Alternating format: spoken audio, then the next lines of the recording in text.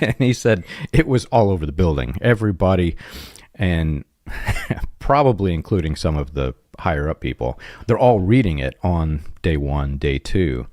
And from there, it really escalated once they found out this was out and it was having such an impact.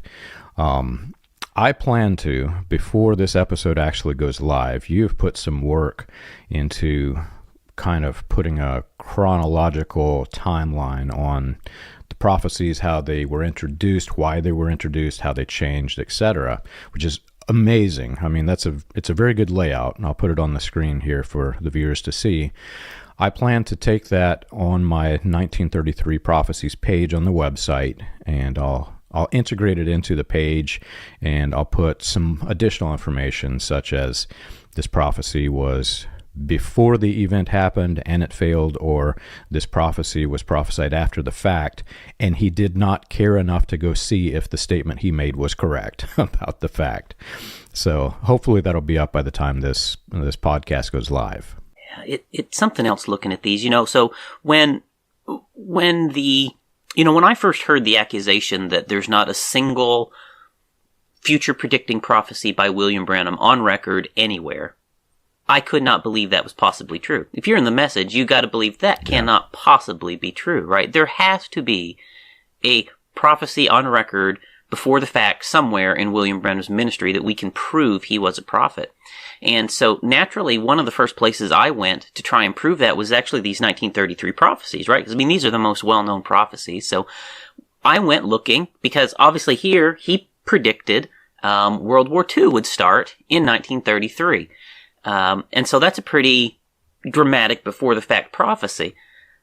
But as I got looking, I came to realize he made it, he never had these in 1933. He made this stuff up in the 50s, right? Mm-hmm. So there is not a single trace, there's not a single shred of evidence that he had these visions in 1933. In fact, the evidence actually points, even internal evidence in the prophecies points towards the fact that he made these up somewhere in the mid-1950s.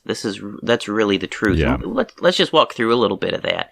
And here's the thing, as I talk to a lot of the old timers, John, I've mentioned before that I debriefed. I live here in the Jeffersonville area.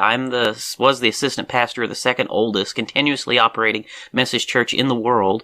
We had all kinds of people at our church who had been at the tabernacle. I asked, there was not a single person, John, not one, who had heard these prophecies before the 1950s. Not one. Mm-hmm.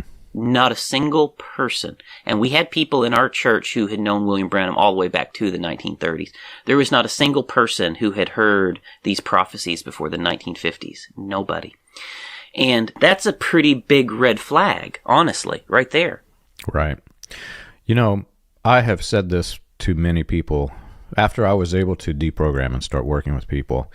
And I'm working with people who are helping others to escape the cult.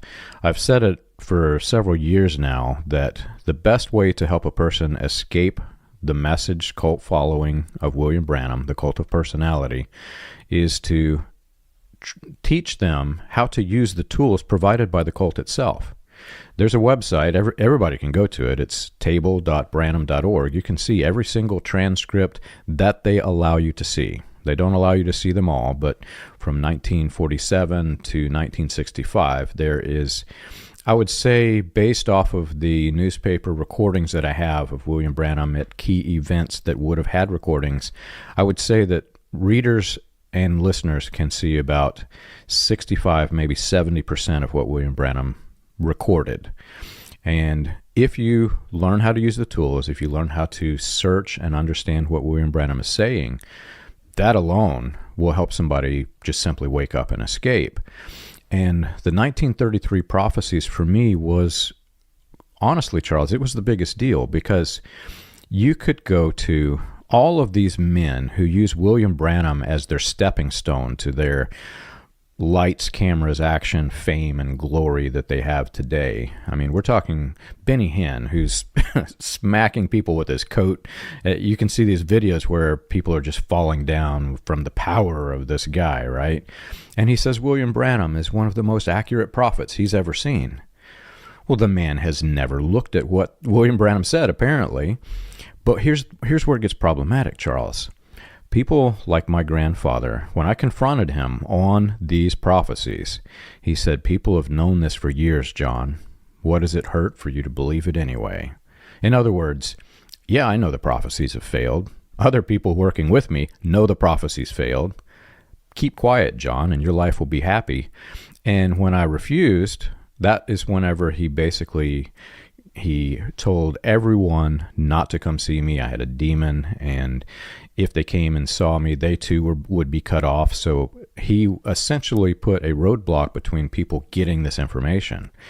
But all you have to do if you want to escape the message is just, go to the source, go to William Branham. And what's interesting, Charles, you'll find that it's not 7 prophecies as they claim.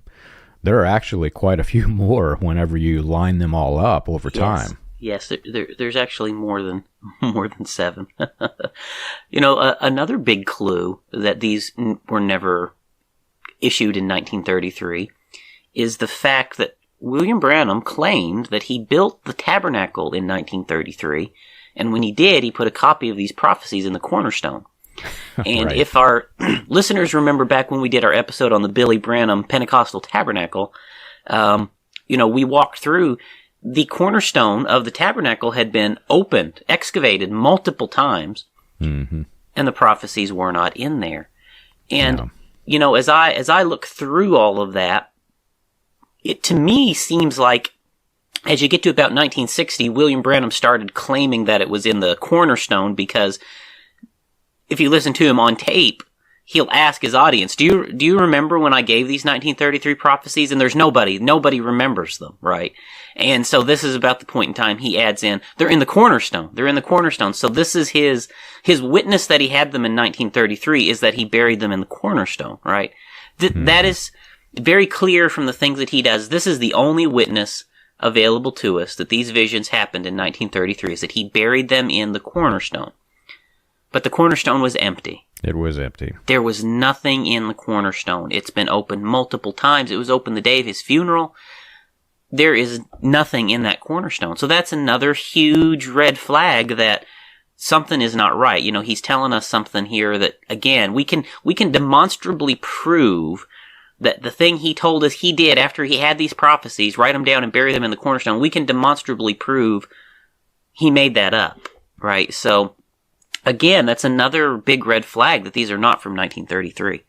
Exactly. I was shocked whenever I first learned that the cornerstone had been excavated, because my grandfather, think of this, Charles, I struggle with this today. My grandfather, I believe, was a good man. His heart was in the right place, but he knew this. And I have been in services where he said, it's in the cornerstone.